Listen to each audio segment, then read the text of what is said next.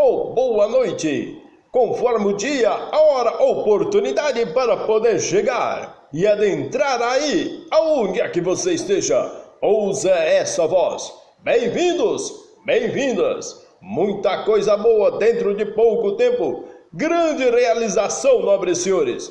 Vamos que vamos ao direito à informação. Exatamente, mete o dedo logo abaixo, se inscrevendo e fortalecendo aí o canal. Vamos que vamos, nobres senhores, aqui você tem direito à informação. Exatamente, nobres senhores, muito bom, interessante a sua participação. Estou aberto à sua dúvida, à sua complementariedade. Obrigado pela sua assiduidade. Obrigado aí pela sua vinda. Você é importante. Nós juntos somos mais. Vamos ao direito à informação. Vamos fazer uma análise do ponto de vista jurídico sobre o direito do trabalho. Algumas implicações. Vamos fazer um resumo. O curso de direito do trabalho. O conceito de direito do trabalho. Ele é o ramo da ciência, do direito que tem por objeto que as normas, as instituições jurídicas e os princípios que disciplinam as relações de trabalho subordinado determinam que os sujeitos e as organizações destinadas à proteção desse trabalho em sua estrutura e atividade. A natureza do direito do trabalho. As normas do direito do trabalho pertencem ao direito privado. As referentes ao contrato do trabalho e ao direito público, as referentes ao processo trabalhista. Quanto à origem e evolução histórica do direito do trabalho no Brasil, abolida a escravidão em 1888, os trabalhadores nas indústrias emergentes, muitos deles imigrantes com tradição sindicalista europeia, passaram a exigir medidas de proteção legal. Até cerca de 1920, a ação dos anarquistas repercutiu fortemente no movimento trabalhista. As primeiras normas jurídicas sobre sindicatos são do início do século XX a.C., seja do Código Civil de 1916, dispunha sobre locação de serviços e é considerado o antecedente histórico do contrato individual de trabalho e de legislação posterior na década de 30, com a política trabalhista de Getúlio Vargas, influenciada pelo modelo corporativismo italiano. Reestruturou-se a ordem jurídica trabalhista no Brasil. Dentre esses conceitos, temos o aspecto interessante do ordenamento jurídico, que abrange não apenas as normas, mas também as instituições, as relações entre as normas, consideradas como um conjunto e que são unicamente estatais, mas também elaboradas por grupos sociais, especialmente organizações sindicais. Os princípios e outros aspectos. O direito de trabalho situa-se como ordenamento abaixo do Estado, pelo Estado reconhecido com as características próprias, pondo-se como ordenamento relacionado com o Estado com o qual se coordena ou a qual se subordina, específico das normas, instituições e relações jurídicas individuais e coletivas de natureza trabalhista. Entre essas temos a concepção autotutelar do direito de trabalho, que vai falar o quê? Que a ideia é que a tutela jurídica do trabalho deve ser efetuada concomitante pelo Estado, pelos próprios trabalhadores. Entre essa concepção, a autonomia privada coletiva consiste na ideia de que os fundamentos da ordem sindical deve basear em princípio de liberdade e democracia, opondo-se à orientação corporativista, sem interferência da legislação estatal.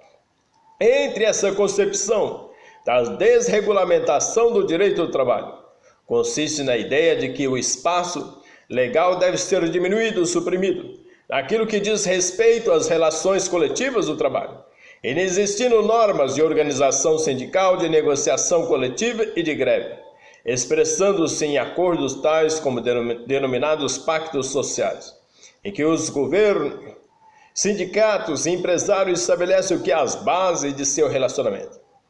Temos a concepção econômica da flexibilização do direito do trabalho, que consiste em um tratamento das questões trabalhistas que leva em consideração a situação conjuntural da economia, das empresas e dos trabalhadores, visando que a preservação de postos de trabalho, ou menos a minimização das despesas dos trabalhadores.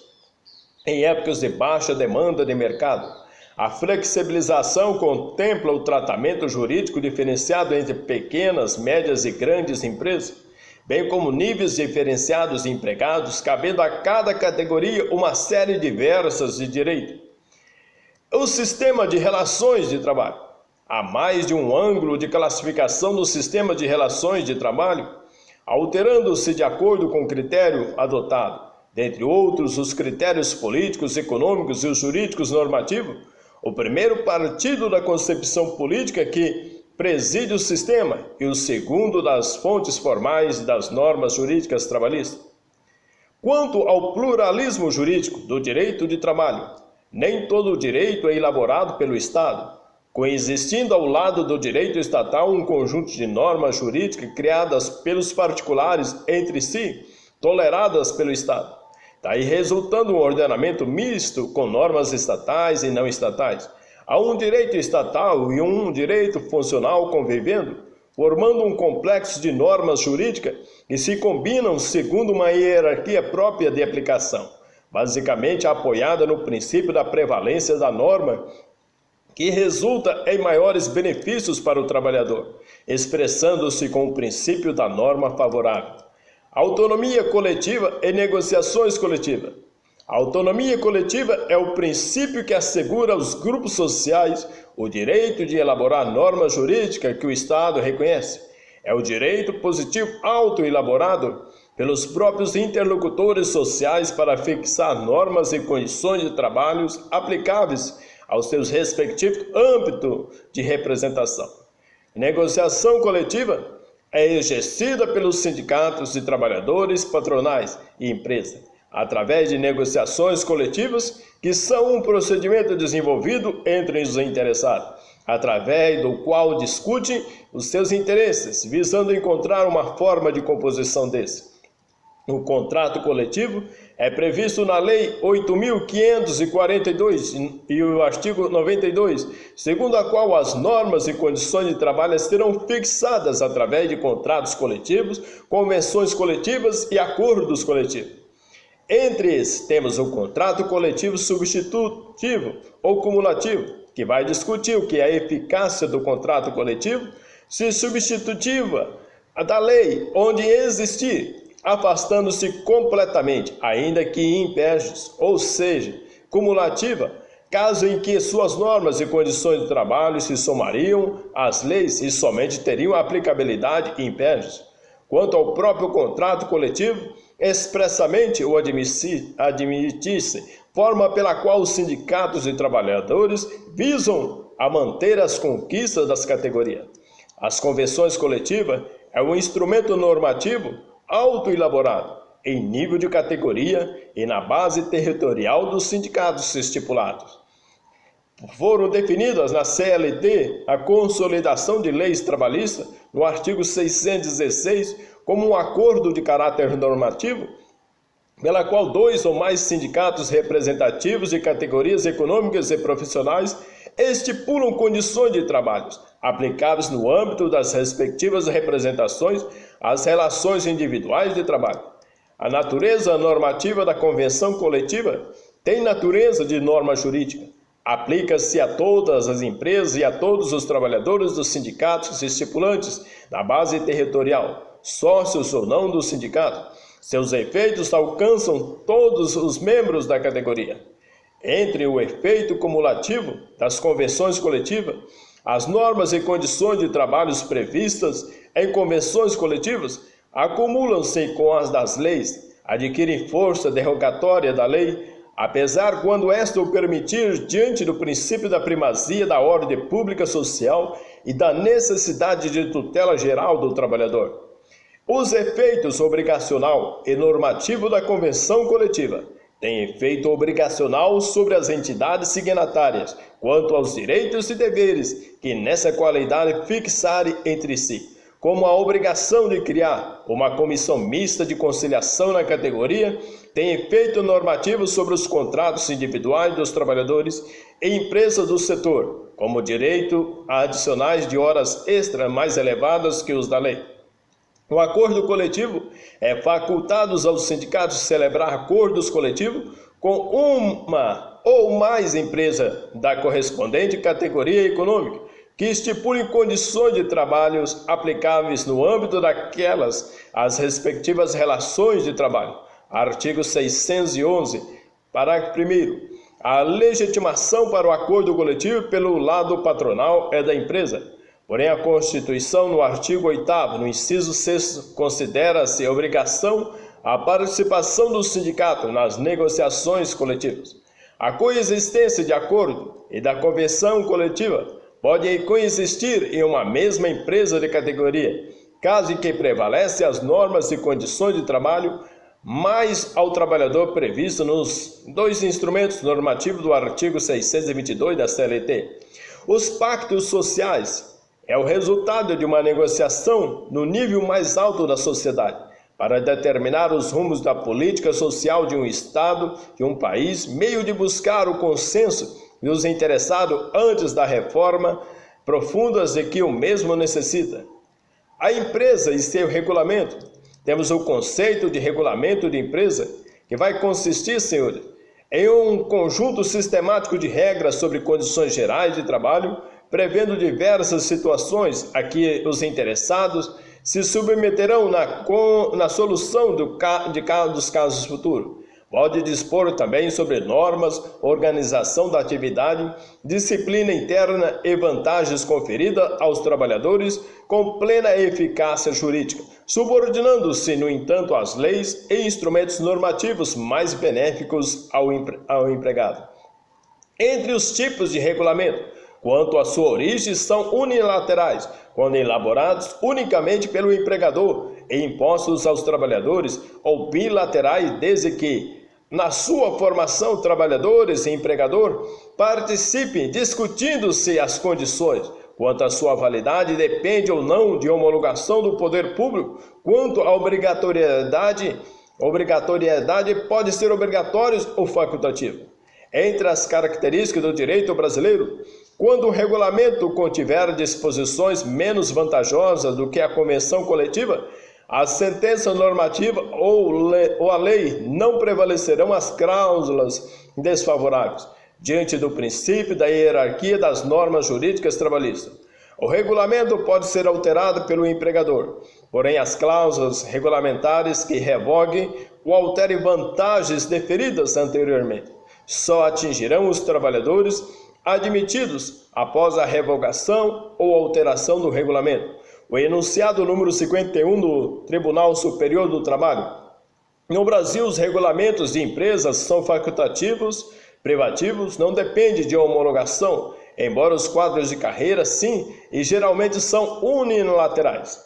A composição heterônoma seja aos conflitos de norma. Entre as composições, temos aí a composição heterônoma do conflito trabalhista, é aquela que emana de um órgão ou pessoa acima das partes. Quando o conflito é coletivo, a decisão proferida tem natureza normativa sobre os integrantes dos grupos conflitantes, como forma de unificação das diretrizes estabelecida por quem julga a decisão de conflito coletivo, é atribuído pela Constituição Federal à Justiça do Trabalho ou árbitros. Artigo 114. Justiça do Trabalho é o órgão do Poder Judiciário, estruturado em 3 níveis, as juntas de conciliação e julgamento, que conhece e decide conflitos individuais mediante sentença, os tribunais regionais do trabalho, que apreciam originariamente dissídios coletivos. Depois de esgotadas as tentativas de negociação coletiva entre as partes diretamente ou com mediação do Ministério do Trabalho e o Tribunal Superior do Trabalho, que também aprecia dissídios coletivos, originariamente ou em grau de recurso das decisões do Tribunal Regional do Trabalho.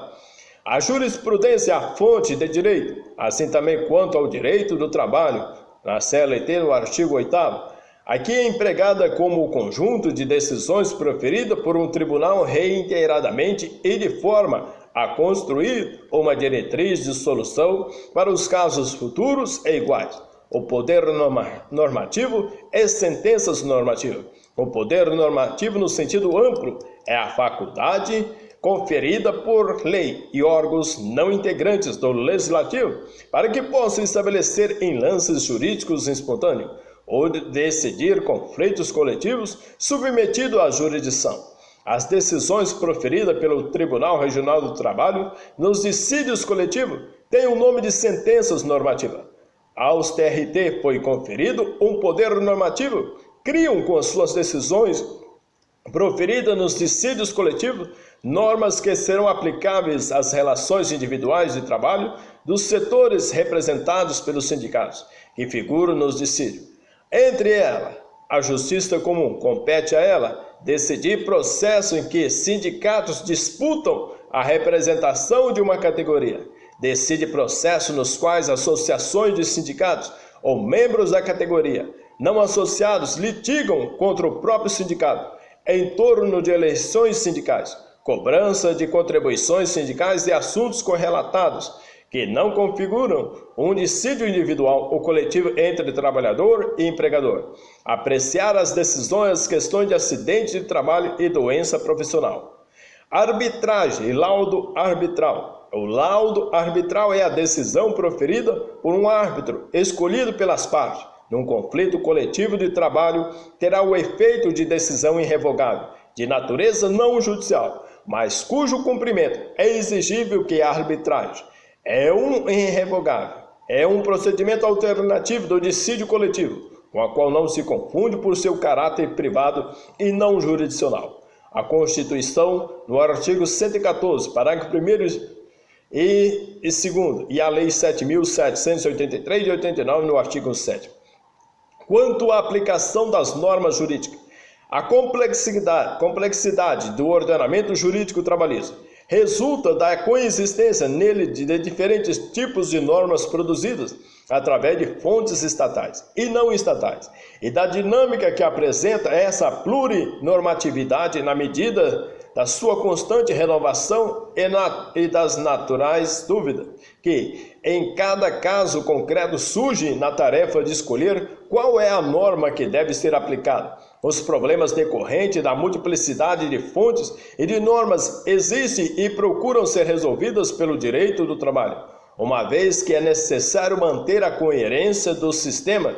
É uma questão de hierarquia, afastando-os as antinomias entre normas, encontrar meios para resolver o caso concreto, quando não no ordenamento uma forma específica para ele, que é o problema da integração das lacunas, e compreender o significado das diretrizes que estão contidas nas normas, que é sua interpretação, sendo esses os aspectos nucleares da aplicação do direito do trabalho.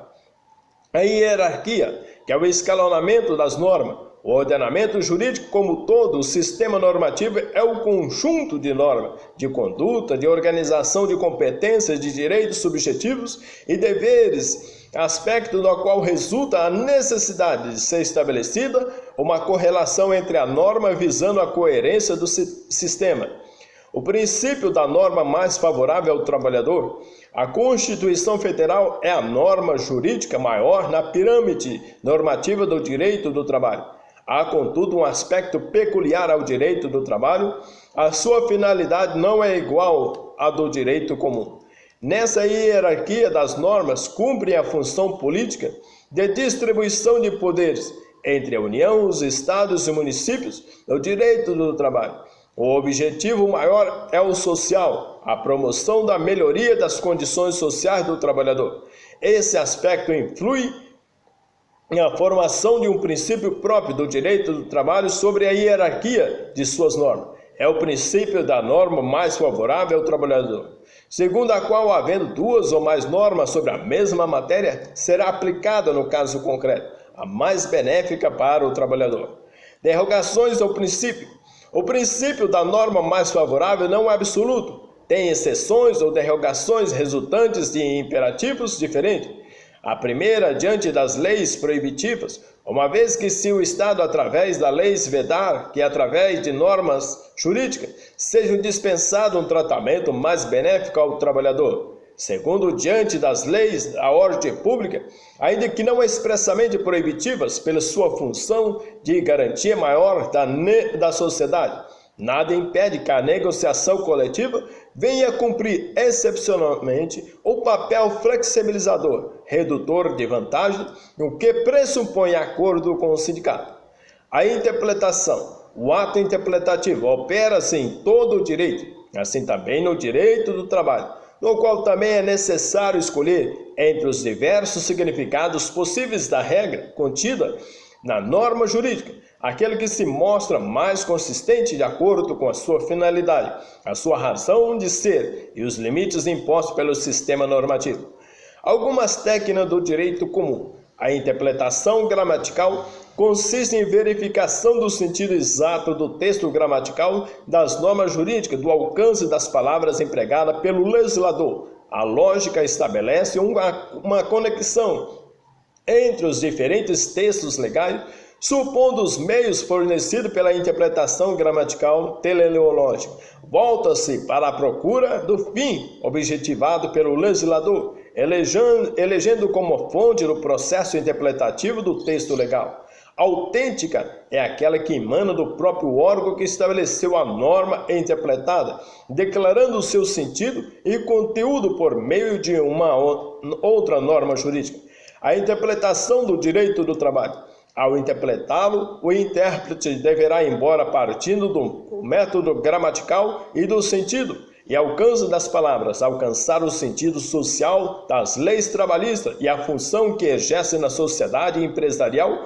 A função interpretativa encontra seu principal agente no juiz do trabalho. A integração das lacunas. Entre o conceito de integração é o fenômeno pela qual a plenitude da ordem jurídica é mantida sempre que inexistente uma norma jurídica prevendo o fato a ser decidido. Consiste numa autorização para que o intérprete, através de certas técnicas jurídicas, promova a solução do caso, cobrindo as lacunas decorrentes da falta de norma jurídica. Quanto à analogia, consiste na utilização para solucionar um determinado caso concreto de norma jurídica, destinado a casos semelhantes, é admissível somente quando existir uma autorização, nesse sentido, como no direito do trabalho, na CLT, no artigo 8º. Equidade é um processo de retificação das distorções de injustiça da lei. Sentido aristotélico é um processo de criação de norma jurídica que integrará o ordenamento. Os princípios gerais do direito, com o propósito de integrar o direito positivo, quando se mostrar lacunoso, a ciência do direito admite a elaboração de uma norma jurídica, valendo-se dos modelos teóricos dos quais será extraído a matéria que servirá de conteúdo à norma, assim projetada no ordenamento jurídico. Portanto, deles podem ser tirados os elementos necessários para a constituição da norma aplicável ao caso concreto. Quanto à eficácia da lei trabalhista no tempo, temos a irretroatividade. Segundo o princípio da irretroatividade, a lei nova não se aplica aos contratos de trabalho já terminados. Acrescenta-se que nem mesmo os atos jurídicos já praticados nos contratos de trabalho em curso no dia do início de sua vigência. Os efeitos imediatos. De acordo com o princípio do efeito imediato, quando um ato jurídico num contrato em curso não tiver ainda sido praticado, ou será segundo as regras da lei nova, que quer dizer que, entrando em vigor, a lei se aplica imediatamente, desde logo às relações de emprego que se acham em desenvolvimento. A eficácia no espaço. O princípio da territorialidade. As leis trabalhistas vigoram em um determinado território ou espaço geográfico. é o princípio da territorialidade, que prevalece, significando simplesmente que a mesma lei disciplinará os contratos individuais de trabalho, tanto dos empregados brasileiros como de outras nacionalidades aos estrangeiros que prestam serviço no Brasil, é a aplicação à legislação brasileira. Os princípios do direito do trabalho. A função integrativa dos princípios segundo a CLT. A Lei Trabalhista, na CLT, artigo 8º, dispõe que as autoridades administrativas e a Justiça do Trabalho, na falta de disposições legais ou contratuais, decidirão, conforme o caso, pela jurisprudência, por analogia, por equidade e outros princípios e normas gerais do direito, principalmente do direito do trabalho. A função diretiva dos princípios. Os princípios constitucionais não podem ser contrariados pela legislação infraconstitucional. Não fosse assim, ficaria prejudicada a unidade do ordenamento jurídico. A forma de preservá-la é a aplicação dos princípios. Direitos e garantias fundamentais. São princípios gerais do direito aplicáveis no direito do trabalho, os princípios constitucionais fundamentais da Constituição. Presente no título 1. Há princípios gerais no artigo 5º, o respeito à dignidade da pessoa humana e os valores sociais do trabalho e da livre iniciativa, mas inúmeros outros, todos relacionados com questões trabalhistas. Os princípios constitucionais específicos, liberdade sindical no artigo 8º, não interferência do Estado na organização sindical no artigo 8º, direito de greve, artigo 9º, representação dos trabalhadores na empresa, reconhecimento de convenções e acordos coletivos, artigo 7º, inciso 37. A função do princípio da norma favorável ao trabalhador é a tríplice a sua função. Primeiro, é o princípio de elaboração de norma jurídica, significando que as leis devem se dispor no sentido de aperfeiçoar o sistema, favorecendo o trabalhador, só por exceção, afastando-se desse objetivo. A segunda função é hierárquica, é princípio da hierarquia entre normas. É necessário estabelecer uma ordem de hierarquia na aplicação desta, assim havendo duas ou mais normas estatais ou não estatais. Aplica-se a que mais beneficiar o empregado, seja. A terceira função é interpretativa, para que, havendo obscuridade quanto ao significado dessas, prevalece o que é a interpretação capaz de conduzir o resultado que melhor se identifique com o sentido social do direito do trabalho. O princípio da condição mais benéfica significa que na mesma relação de emprego, uma vantagem já conquistada não deve ser reduzida. O princípio da irrenunciabilidade dos direitos. É nulo todo ato destinado a fraudar, desvirtuar ou impedir a aplicação de legislação trabalhista. Só é permitida a alteração nas condições de trabalho, com o consentimento do empregado. Assim, desde que não lhe acarrete prejuízo, sob pena de nulidade. Âmbito de aplicação da CLT. O âmbito pessoal verificá-lo consiste em determinar a que tipo de pessoas a lei é aplicável. A CLT é aplicável a trabalhadores, não a todos os trabalhadores, porém apenas aquelas por elas mencionadas e que são empregados. Não há discriminação de empregado. Todos os trabalhadores que se enquadram com tal serão alcançados pela CLT. Trabalhadores excluídos. O trabalhador autônomo, o eventual empreiteiro. O âmbito material. Saber qual é o âmbito material de aplicação da CLT. É o mesmo que definir quais os tipos de relações jurídicas sobre as quais as suas normas atuarão no direito de trabalho. Há 3 tipos de relações jurídicas: as relações individuais entre empregados e empregadores, as coletivas entre os sindicatos de empregados e de empregadores, ou entre aqueles e as empresas de direito administrativo, entre o Estado e empregadores e empregados. Entretanto, nobre senhor, o direito individual do trabalho e contrato de trabalho.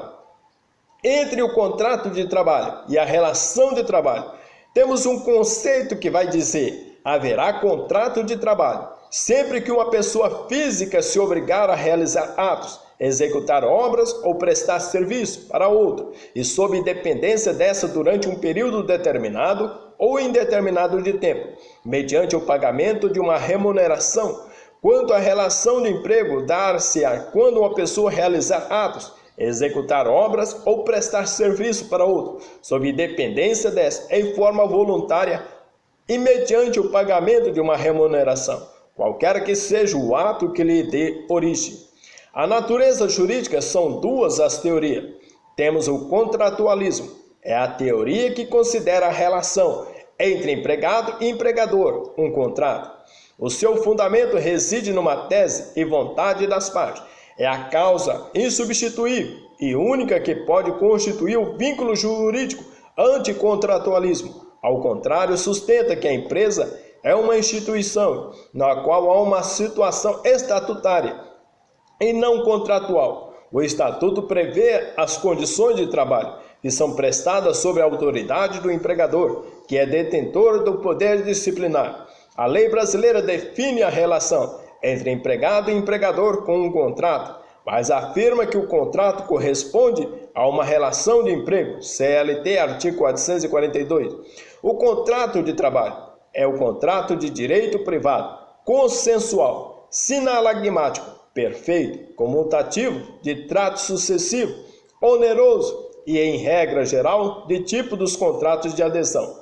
A classificação, quanto à forma, pode ser verbal ou escrita.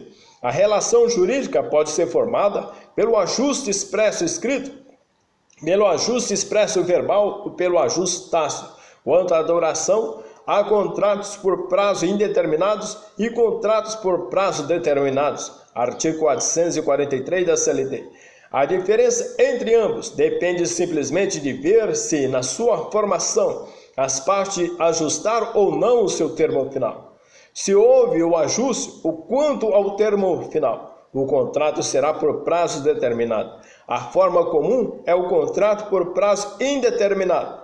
O contrato de trabalho individual é o acordo tácito ou expresso, formado entre empregador e empregado, para a apresentação de serviço pessoal, contendo os elementos que caracterizam uma relação de emprego. O contrato de trabalho coletivo é o acordo de caráter normativo, formado por uma ou mais empresas com entidades sindicais, representativas dos empregados de determinadas categorias, revisando a autocomposição de seus conflitos coletivos. O contrato de trabalho, equipe, é aquela firmada entre a empresa e um conjunto de empregados, representados por um chefe, de modo que o empregador não tem sobre os seus trabalhadores do grupo os mesmos direitos que teriam sobre cada indivíduo. No caso de contrato individual, diminuindo-se assim a responsabilidade da empresa. É a forma contratual não prevista expressamente na legislação trabalhista, mas aceita pela doutrina e pela jurisprudência. O contrato de trabalho e contrato de sociedade. No contrato de trabalho, existe sempre troca de prestações entre o empregado e o empregador, sendo o primeiro subordinado ao segundo. No contrato de sociedade, há trabalho comum e também a intenção comum dos sócios de compartilharem os lucros e assumirem as perdas e os riscos do empreendimento, inexistindo, além disso, qualquer vínculo de subordinação entre os sócios. O contrato de trabalho e contrato de empreitada. No contrato de trabalho, existe vínculo jurídico de subordinação, sendo o empregado supervisionado pelo empregador. Seu objeto é fundamentalmente o trabalho subordinado. No contrato de empreitada, a execução do trabalho não é dirigida nem fiscalizada de modo contínuo pelo contratante. Seu objeto é o resultado do trabalho. O contrato de trabalho e contrato de mandato, tanto em um como o outro, existem vínculos de subordinação jurídica a quem remunera. O serviço, no entanto, o vínculo de subordinação é mais acentuado no contrato de trabalho. O de mandato permite maior autonomia no mandatário. A distinção consiste no grau de subordinação. Empregado. O conceito de empregado é a pessoa física que presta pessoalmente a outros serviços não eventuais, subordinados e assalariados, Considera-se empregado toda pessoa física que presta serviço de natureza não eventual a empregador sob dependência desse mediante salário, conforme está no artigo 3º da CLT. Os requisitos legais do conceito: pessoa física empregado é pessoa física e natural. Continuidade: empregado é um trabalhador não eventual. Subordinação: empregado é um trabalhador cuja atividade é exercida sob dependência. Salário: empregado é um trabalhador assalariado, portanto, aquele que, pelo serviço que presta, recebe uma retribuição. Pessoalidade: empregado é um trabalhador que presta pessoalmente o serviço. Diferença entre empregado e trabalhador autônomo: o elemento fundamental que os distingue é a subordinação. Empregado é trabalhador subordinado, autônomo, trabalho sem subordinação. Para alguns, autônomo é aquela pessoa que trabalha por conta própria, e subordinado é quem trabalha por conta alheia. Outros sustenta que a distinção se efetua verificando-se quem suporta os riscos da atividade.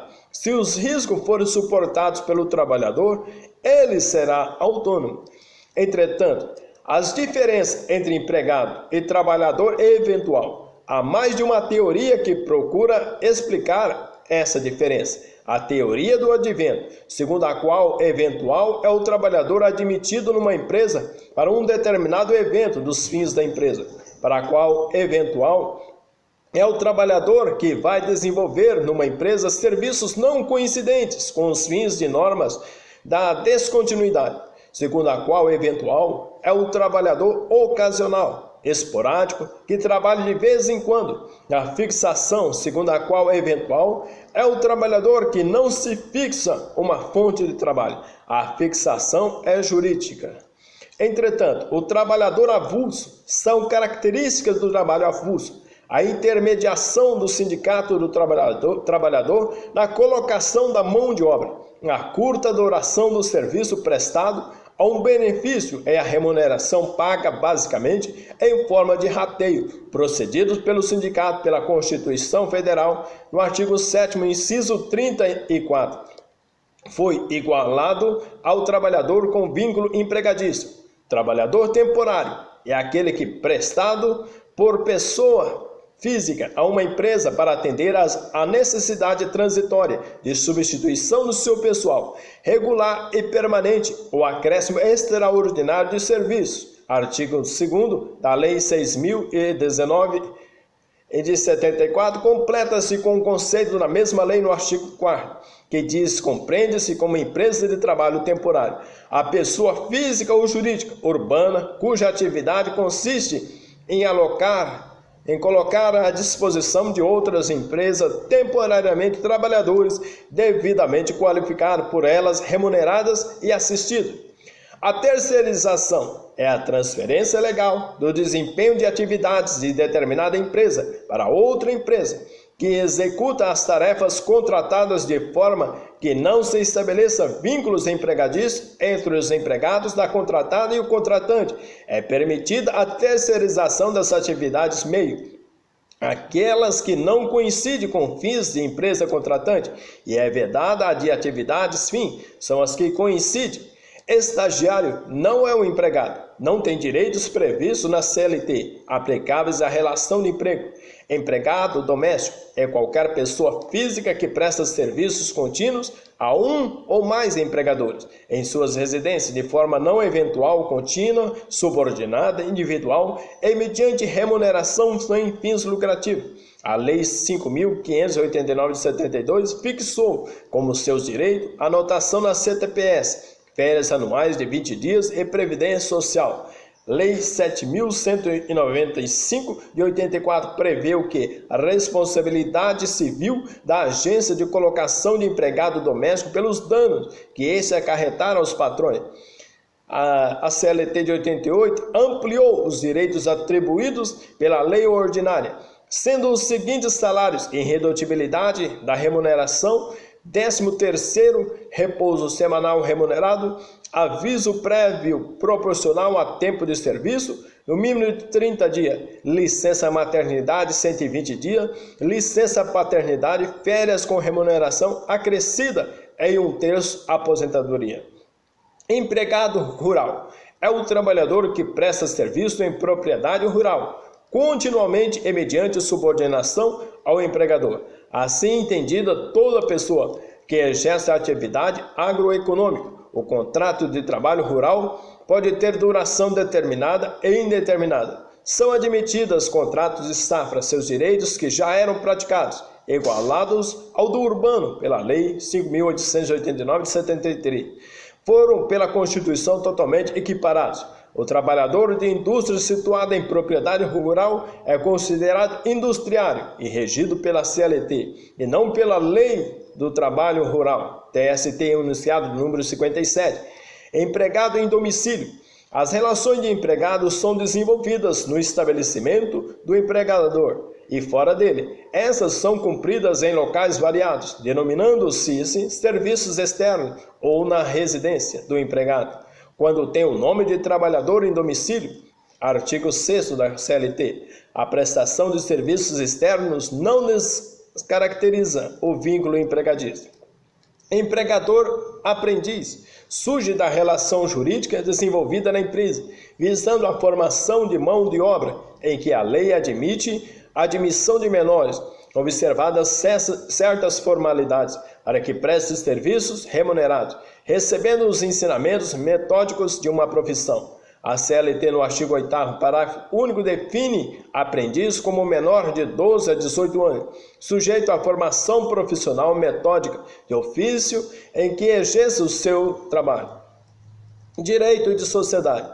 Para a teoria tradicional, não é empregado e mandatário a relação jurídica que vincula a sociedade, é de mandato e não de emprego. Para a teoria contemporânea, não há incompatibilidade entre a condição de diretor da sociedade e de empregado. O elemento fundamental que definirá a situação do diretor de sociedade é a subordinação. Empregado ou acionista. Não são incompatíveis as condições de empregado e acionista de sociedade anônima, desde que o número de ações que lhe dê condições de influir nos destinos da sociedade em dimensões expressivas não se eleve a ponto de transformar o empregado em subordinante e não insubordinado. O cargo de confiança é aquele na qual o empregado ocupa uma posição hierárquica elevada, na qual tenha poderes de agir pelo empregador nos seus atos de representação externa. É aquele existente na alta hierarquia administrativa da empresa, conferindo ao ocupante amplo poder de decisão. Difere do empregado como apenas pelas restrições de direitos trabalhistas que sofre. Empregador. O conceito de empregador é aquele dotado ou não de personalidade jurídica, com ou sem fim lucrativo, que tiver empregado. Considera-se empregador a empresa individual ou coletiva que, assumindo os riscos da atividade econômica, admite, assalaria e dirige prestação pessoal de serviço, artigo 2º da CLT. Tipos de empregador. Há o empregador em geral, a empresa, o empregador por equiparação, os profissionais liberais, quanto à estrutura jurídica do empresário. Há pessoas físicas, firmas individuais e sociedades, sendo o principal anônima quanto à natureza da titularidade, há empregados proprietários, arrendatários, cessionários, usufrutuários. Quanto ao tipo de atividade, há empregadores industriais, comerciais, domésticos e públicos. A responsabilidade solidária dos grupos de empresa. Sempre que uma ou mais empresas, tendo embora cada uma delas personalidade jurídica própria, estiverem sob a direção, controle ou administração de outra, constituindo grupo industrial, comercial ou de qualquer atividade econômica, serão para efeitos de relações de emprego solidariamente responsáveis. A empresa principal e cada um dos subordinados, conforme está na CLT, está registrado lá no artigo 2º, parágrafo 2º. O poder de direção é a faculdade atribuída ao empregador de determinar o modo como a atividade do empregado, em decorrência do contrato de trabalho, deve ser exercida. O poder de organização consiste o quê? Na ordenação das atividades do empregado, inserindo-se no conjunto das atividades de produção, visando a obtenção dos objetivos econômicos e sociais da empresa. A empresa poderá ter um regulamento interno para tal, decorre dele a faculdade de um empregado definir os fins econômicos visados pelo empreendimento. O poder de controle significa o direito de um empregador fiscalizar as atividades profissionais dos seus empregados. Justifica-se uma vez que, sem controle, o empregador não pode ter ciência de que, em contrapartida ao salário que paga, vem recebendo os serviços dos empregados. O poder disciplinar consiste no direito de um empregador impor sanções disciplinares ao empregado de forma convencional, prevista em convenção coletiva ou estatutária, prevista no regulamento da empresa, subordinadas à forma legal no direito brasileiro. As penalidades que podem ser aplicadas são a suspensão disciplinar, a advertência, o atleta profissional e ainda passível de multa. A sucessão de empresa significa mudança na propriedade da empresa.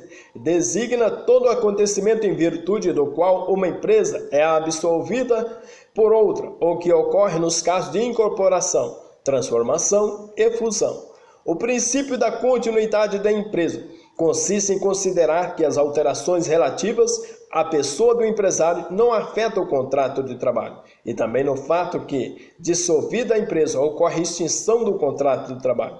Entre os efeitos, subroga-se novo proprietário em todas as obrigações do primeiro, desenvolvendo-se normalmente o contrato de trabalho, sem qualquer prejuízo para o trabalhador. A contagem do tempo de serviço não é interrompida.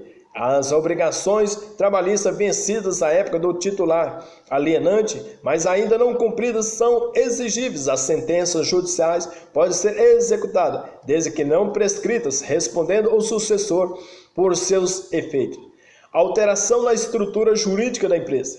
Entende-se por ela toda a modificação em sua forma ou modo de constituir-se. Ficam preservados os direitos dos trabalhadores à CLT. Estabelece o princípio da continuidade do vínculo jurídico trabalhista, declarando que a alteração na estrutura jurídica e a sucessão de empresas em nada o afetará. Artigo 10 e 448. Admissão do empregado. A natureza jurídica da admissão do empregado. A natureza do ato de admissão do empregado é explicada de modo diferente pelo contratualismo e pelo anticontratualismo. Pelo primeiro, a admissão é um ato de vontade das partes do vínculo jurídico. É um contrato de adesão, pela qual o empregado, sem maiores discussões sobre os seus direitos, simplesmente adere aos direitos previstos nas normas jurídicas, sem sequer pleiteá-los ou negociá-los com o empregador. Pelo segundo, o vínculo entre empregado e empregador não é um contrato, não um acordo de vontades. A admissão não tem natureza negocial, contratual. As partes não ajustam nada. O empregado começa simplesmente a trabalhar. A forma de contrato. Os ajustes serão expressos ou tácitos. Os expressos, por sua vez, são verbais ou escritos. O contrato de trabalho é informal. Pode alguém tornar-se empregado porque verbalmente fez um trato nesse sentido, porque assinou um contrato escrito. Pode ainda alguém tornar-se empregado porque, embora não haja ajustado, começou a trabalhar para o empregador sem oposição dele. Durante do contrato, o empregado, quando admitido de forma expressa, o será por prazo indeterminado ou determinado. Artigo 443 da CLT. Silenciando-se as partes sobre o prazo, o contrato será por prazo indeterminado. A CLT permite contratos a prazo em se tratando de atividades de caráter transitório, de serviço cuja natureza ou transitoriedade o justifique, e se tratando de contrato de experiência. O contrato de experiência denomina-se assim é aquele que é destinado a permitir que o empregador, durante um certo tempo, verifique as aptidões do empregado, tendo em vista a sua contratação por prazo indeterminado. Carteira de Trabalho é Previdência Social, CTPS. Sua natureza é de prova de contrato de trabalho, tanto nas relações de trabalho verbalmente ajustadas, como naquelas em que há contrato escrito. Haverá, além do contrato, com as cláusulas combinadas à carteira. Quanto à sua obrigatoriedade, nenhum empregado pode ser admitido sem apresentar a carteira. O empregador tem um prazo legal de 48 horas para anotações, devolvendo-a em seguida ao empregado. CLT, artigo 29. As anotações efetuadas na carteira geram presunção relativa quanto à existência da relação de emprego, serão efetuados pelo empregador, salvo as referentes e dependentes do portador para fins previdenciários que serão feitas pelo INSS, bem como os acidentes de trabalho, artigo 20 e 30 da CLT. Os registros. A lei obriga o empregador a efetuar o registro de todo empregado em fichas, livros ou sistema eletrônico, artigo 41 da CLT. Tem a natureza de prova do contrato e é documento do empregador, prestando-se para esclarecimento solicitado pela fiscalização trabalhista. A capacidade do empregado e nulidade do contrato. Pode contratar emprego toda pessoa. Nos menores de 18 anos depende da autorização do pai ou responsável legal, artigo 402, visto que depende dele para obter a carteira profissional a CLT. Proíbe o trabalho de menores de 12 anos. Elevou essa idade para 14, salvo se tratando de aprendiz. Mesmo quando o contrato é nulo, por ser o agente incapaz, os direitos trabalhistas são assegurados ao trabalhador. As alterações nas condições de trabalho, os princípios legais da imodificabilidade nos contratos individuais de trabalho, só é lícita as alterações das respectivas condições por mútuo consentimento e ainda depende que não resulte direta ou indiretamente prejuízos ao empregado, sob pena de nulidade da cláusula infringente dessa garantia, artigo 468 da CLT. O princípio doutrinário do jus variandi é o direito do empregador, em casos excepcionais, de alterar por imposição e unilateralmente as condições de trabalho dos seus empregados. Fundamenta-se alterações relativas à função, ao salário e ao local de prestação do serviço. Suspensão e interrupção do contrato. Suspensão do contrato de trabalho é a paralisação temporária dos seus principais efeitos. A interrupção do contrato de trabalho é a paralisação durante a qual a empresa paga salários e conta o tempo de serviço do empregado. Contratos a prazo. A divergência quanto aos critérios que devem prevalecer neles para uma teoria. A suspensão e a interrupção deslocam ao mesmo tempo ao termo final do contrato, retornando ao empregado. O trabalhador teria o direito de completar o tempo que restava do seu afastamento. Artigo 472, parágrafo 2º. Deixou a esfera do ajuste entre as partes os efeitos dos afastamentos nos contratos a prazo. Se ajustarem, o termo final será deslocado. Não havendo um acordo, mesmo suspenso o trabalho, terminada a duração do contrato previamente fixada pelas partes, ele estará extinto, apesar de suspensão ou interrupção. Dispensa do empregado. O empregado pode ser sempre dispensado, com ou sem justa causa. Há divergência quanto à possibilidade de dispensa do empregado cujo contrato está suspenso ou interrompido. A lei nada esclarece. Assim não se vedando, porém, o empregado não pode ser prejudicado. A partir do retorno teria direito, mantido o contrato, interrompendo ou suspenso as vantagens, especialmente reajustados salariais, que se positivarem durante o afastamento. Nesse caso, ressalvados os prejuízos, a dispensa pode ocorrer. Faltas ao serviço. Justificadas são as faltas que o empregado pode dar, sem prejuízo da remuneração e dos demais direitos. São justificadas as faltas dispostas no artigo 473 da CLT. Se é justificada, o empregado receberá a remuneração do dia ou dos dias, bem como a remuneração do repouso semanal, não sofrendo igualmente qualquer desconto de dias de duração de férias. Se, no entanto, é injustificada, todas as consequências acima mencionadas ocorrerão legalmente.